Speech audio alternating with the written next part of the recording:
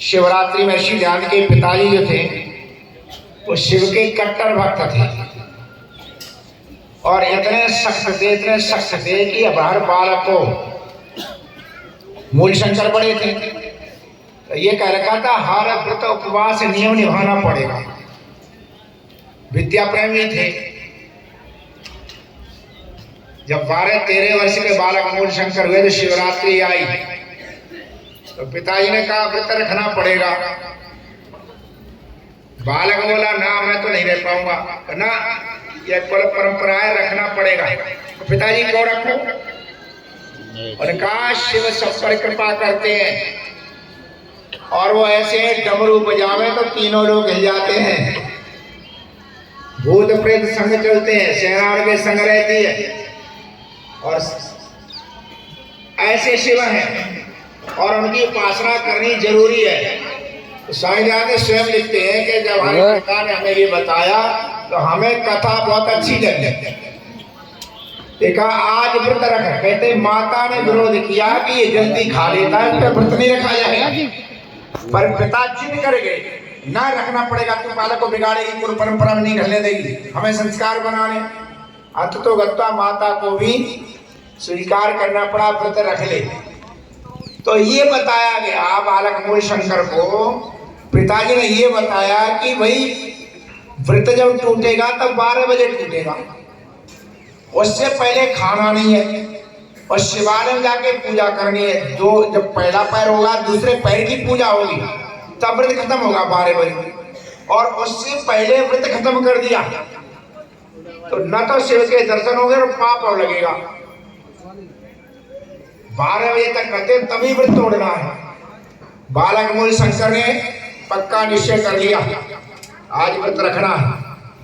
शिवालय में पूजा हुई, पहले पैर दूसरे पैर की पूजा में स्वामी दयानंद स्वयं अपने आत्मचरित्र में लिखते हैं कि धीरे धीरे पंडे पुजारी सब सो गए और यहाँ तक कि हमारे पिताजी ने कहा था भाई पिताजी भी सो गए, लेकिन व्रत बेकार न हो जाए तो कहते मैं आंखों पर जल के छींचे मार करके जगता रहा। व्रत बेकार हो जाएगा, शंकर के दर्शन नहीं होंगे, पूरे दिन खामखा भूखे बने। तो कहते छींचे मार मार करके जगते रहे।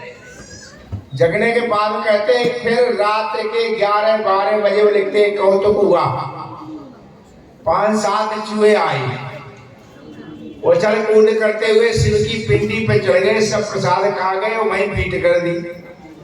कहते मेरे बाल हृदय में आया कि जो चूहे नहीं भगा सकता है ये सारे ब्रह्मांडों कैसे लाता होगा, जब चूहे भी नहीं भगा पा रहा है भाई ये कैसा शिव है। पिताजी कहते थे इसके डर से सब कांप जाते हैं, सब हिल जाते, इसे चूहा भी नहीं भाग रहे। तो धीरे से फिर कहते पिताजी को उठाया, पिताजी उठो, पिताजी जागे। तो कहते ब्रह्मांड हिला रहे, चूहे ना हिलने जा। फिर तो पिताजी ने धमका दिया चुप रहे, नास्तिकपन की बात कैसे करता, कहना मुझे बताओ ना, तुमने तो कहा था ही मर जाए।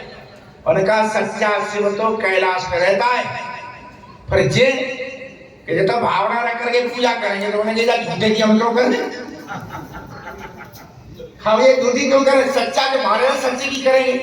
और पिताजी ने धमका दिया तेरी कहाँ दुर्बुद्धि पैदा हो गई। बालक का पिताजी अब नहीं रहा जाता, भूख लग रही है और यहाँ कुछ है नहीं। हमने कुछ लाइनें लिखी थी इस विषय में, कवि मैं श्री राधे का जीवन ग्रंथ हमसे खो गया हुआ उसमें थी।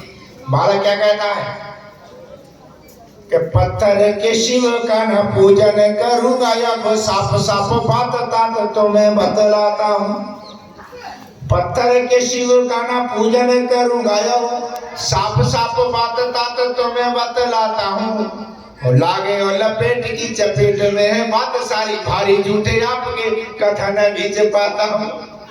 सच्चा शिव मिला फिर तो करूंगा फिर पूजन में, सच्चा हुआ पूजन, सच्चा शिव मिला तो करूंगा फिर पूजन में।